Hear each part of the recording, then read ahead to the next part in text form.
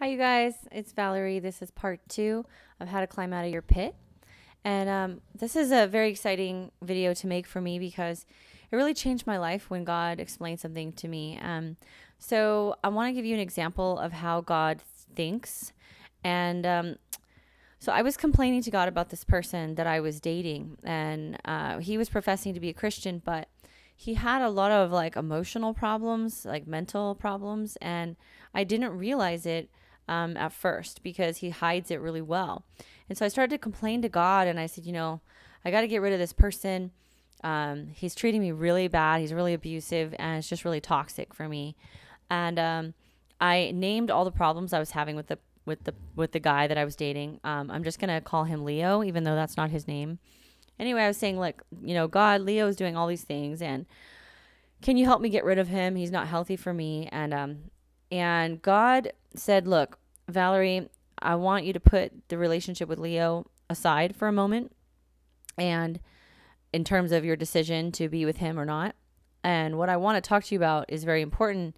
He said, I want you to write down all the things that Leo did to you, all the things that he did to hurt you, and all of the pain that you've gone through because of him.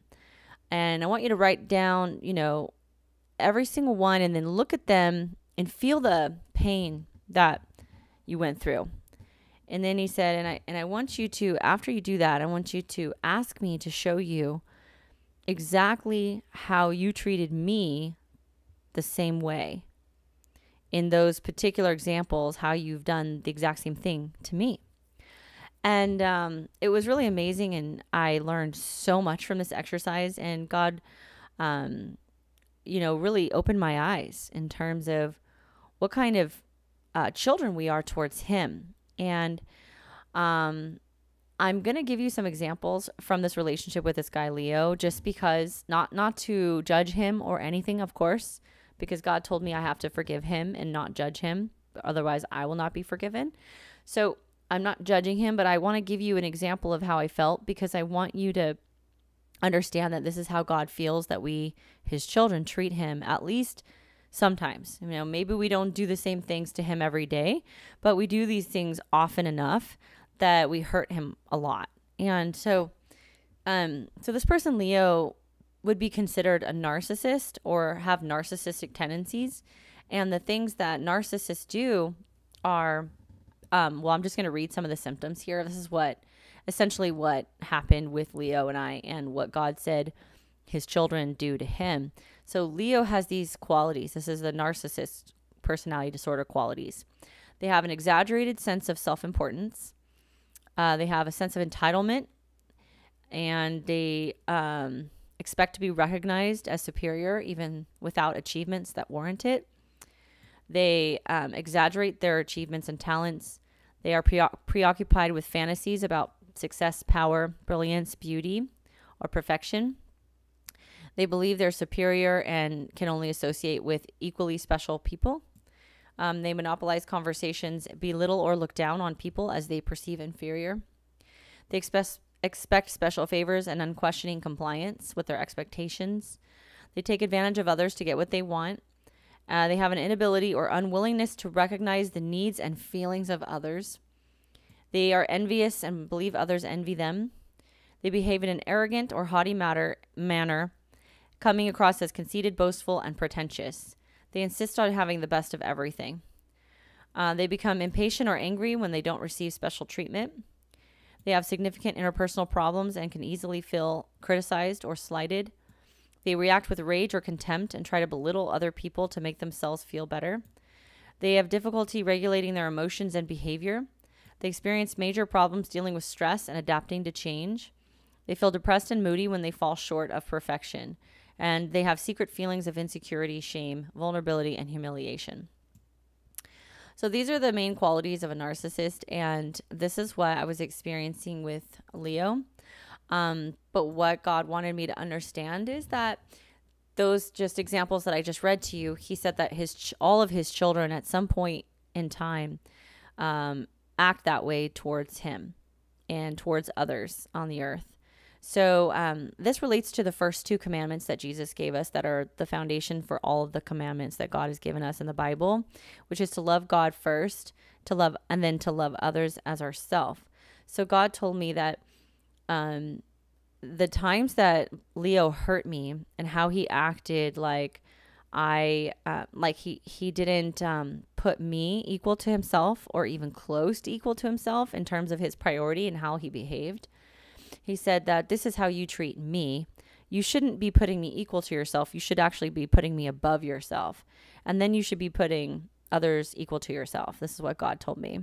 So he's like, you should be putting me above you and then others equal to you. But instead, you're putting me below others and you're putting yourself above others. So he said, your priorities are completely twisted. And most of my children have their priorities all backwards and twisted like this. So I'll give you some examples of what happened with Leo, because I think it's important for you to put yourself in my shoes and imagine that you're me and that you're going through this. And then when you feel the pain, kind of the empathy with me of the pain that I went through, I want you to realize that God is saying you're doing this to him on a daily basis. Most of his children do this daily. So what Leo did was Leo, first of all, promised to be loyal to me and faithful. And he was like this kind of very, very charming, loving person.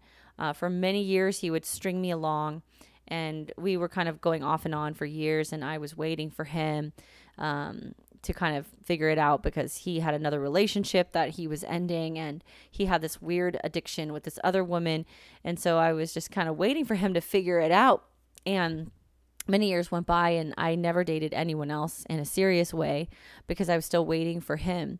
And I didn't really know him as well as I thought, but I thought he was my soulmate, and that's what he told me. And then one day when we got back together, we were really, really getting close, and he was giving me all this love and just completely basically lavishing me with love and adoration, the kind of love that you'd want with your soulmate.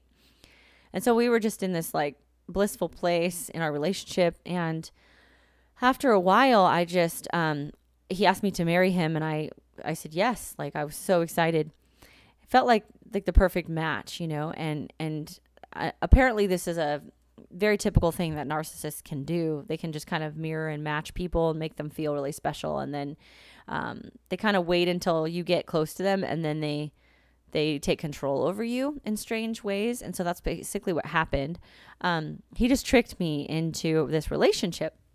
And so what happened was, slowly but surely, after we got really close and I said yes to marrying him, I started to find out that he was flirting with other women. And he always, made it sound like it was very innocent. And he always just had an excuse for it. He would say it was because of work, and he was trying to be polite. Or he would say that, there were women that he had been dating in the past, and he didn't want to hurt their feelings. So he was trying to let them down easy by being nice to them. But yet it felt to me like a complete violation of our relationship. And it was happening consistently over a period of months. And he kept saying that, there was a reason for it. And I just believed him because he seemed so loving to me. And then one day, eventually, I found out that he was completely lying, and that he was lying to himself and also to me. He really didn't understand the depth of issue that he had, mental issue. So eventually, we realized, him and I, that he has some problems, really bad problems, and that he didn't really have the capacity to love. And here I was just completely ready to give him a second chance. And he begged me to give him a second chance. And he cried and promised to change, and said that he would get help and get counseling. So I went ahead and gave him some more time. And I was just forgiving him every time he essentially cheated on me and emotionally cheated on me. He didn't become physical with anyone, but he was emotionally cheating on me consistently, and really badly, actually, behind my back. And I found a text thread that had went on for many months at one point with another woman. So I was extremely mad, but at the same time, he promised me he was going to get better. So I believed him, and I forgave him, and I prayed for him, and I prayed with him, and he he repented in front of me to God, and, we were Christians. And so I was really just kind of trying to give him the benefit of the doubt that he really wanted to change. And I was trying to do what I thought was a good thing as far as being a good Christian person, trying to forgive him. But what ended up happening was he really didn't change and didn't want to change. He just wanted to get away with it. And he kind of did the least that he had to do in order to win me back. And he did the least he had to do in order to win God back. And so I was complaining to God about all this. I was saying, God, look, he does the very least he has to do. He never ever really loves me as himself, and he never puts you first. And I need him out of my life because this is a toxic person. And then that's when God said, let's put that aside for now. I just want to talk about you and how you treat me the same way and how all my children do this to me. And so he basically said, to me, do you know how you felt when you were so in love with Leo? And Leo promised to be loyal to you, and he was so in love with you and gave you everything you wanted. And then you found out that he was sneaking behind your back to flirt with other women and made excuses for it. And he said, you know how you felt betrayed and lied to, and you felt angry and you didn't want to talk to him anymore, and how you felt really hurt on every level because he was your love, the love of your life, that you had been waiting for him for basically many years. And for you to be sacrificing that much for him and have him treat you so badly, it was just excruciating for you, right? And confusing too. And I said, yes, God, of course. And he said, that's exactly how I feel when my children come to me pretending to be in love with me and put me first, but really they're lying to themselves and to me and to others when they act like they're putting me first, because actually they're flirting with the world. And God said, my children flirt with the world constantly. They constantly put others before me, and they put themselves above others. They look down on others. They judge others. They act like they're better or superior. They think they're better or superior, when actually they're just as wicked as anyone else, and a lot of times. And so he said, my children don't really see their true sin, and they don't really see how they treat me. They're not aware of how many times they flirt with the world, and they flirt with other masters, like they put other gods before me. They don't really see it. And he said, and not only that, but they constantly want favors from me, and they want me to give them blessings and help them in various ways, but yet they're not willing to give me very much. He said they give me very, very little of their time, their love, and their devotion, but they expect a lot from me. And he said, this is what Leo did to you. He gave you very little loyalty, and you felt extremely hurt when he expected you to give him more love after you found out that he was cheating on you. You wanted to take a break from him and make him prove himself to you after that. He said, and that was that you felt that you had a right to take a break from him and make him prove that he wasn't going to cheat on you anymore, that he was going to get better. He said, just like this, I feel this way toward my children.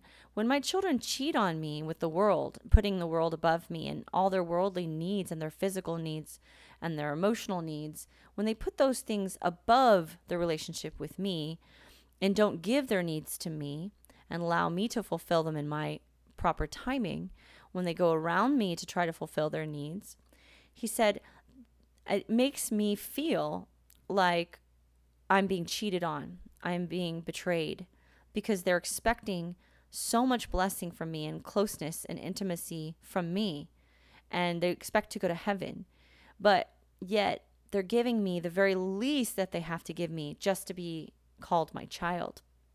And he said, just like this, the way that Leo treated you, this is how you treat me. And I want you to tell people this because they don't realize it. And he said, my children are not ready. My church is not ready. My church is acting exactly the way Leo treated you is how they're treating me right now. And he said, I don't want my children to judge other people, but I do want them to tell people when they're doing wrong. I do want them to insist that people treat, that other members of my church treat each other well. I don't want anybody to get away with bad behavior. But at the same time, I want everyone to be humble and forgive each other just the way they want me to forgive them. So this was this long lecture that it gave me over the course of, I would say, several weeks. I'm basically summarizing everything he told me in my own words, but essentially this is what he told me. And he said it was crucial that I feel the pain of what Leo did to me as much as I could, so that I could then feel how God was feeling when I did that to him all throughout my life, and how God deals with this pain, this betrayal, and this sadness, and this cheating. Like, he feels like his children cheat on him constantly. And he said it's constant. And when we cheat on him, and when we do bad things like that, and we come back to him and we say, God, please forgive us. We want to come back to you and be close to you. He said that he will make us wait for the feeling of closeness with him. And he will make us wait for the blessings sometimes, because he wants us to prove that we're his, even when we don't get anything back from him. And this is the kind of thing that he said I wanted with Leo. He said, you wanted Leo to prove he was yours after he cheated on you, and for you not to have to give him anything for a while, for him to prove that he could be loyal to you even if you didn't give him affection. And he said, that's what I want my children to do. He said, I want my children to wait on me after they cheat on me and say sorry, and they want answers from me or the feeling of closeness to me. He said, I want them to wait patiently for me to respond. I want them to prove that they're mine without having to receive any blessing from me. And so that's the most important thing, you guys. He wants us to remember, don't expect anything out of God. If you've cheated on him, just allow him to train you in terms of waiting on him and being patient, and do the very, very best that you can do to obey his will and worship him unconditionally in every single thing that happens in your life during that time where you're waiting for him. And so thank you so much for listening, you guys. This is a very long video, so I'm going to end it now. And I hope you watched part 3, and let me know what you think and if this helped you at all. This really helped me tremendously in my walk with God when God showed me this. And this is an example, by the way, a perfect example of how if you surrender your life to God, he will use everything for your good. And so God used this basically horrific experience I had in my life with this person, Leo. He used it for my relationship with him, to get closer to him, and for my good, for my ultimate good, and for the good of the kingdom of heaven. And God will do the same thing for you with anything that you're going through at all. So give everything to God and ask him to show you. Okay, I love you. Talk to you soon.